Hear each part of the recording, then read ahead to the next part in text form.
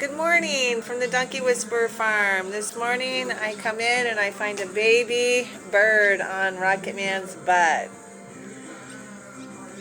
So all the donkeys are like taking care of him. And he's just kind of hanging out there. He fell out of the nest probably. So I'll take care of him in a minute. There's Rocket Man and Roy.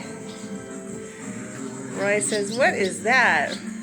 Roy, be nice. He's trying to sit there. What is that, Roy?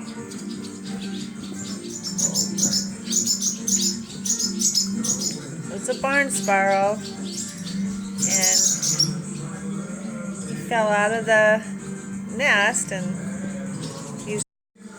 so Roy was curious and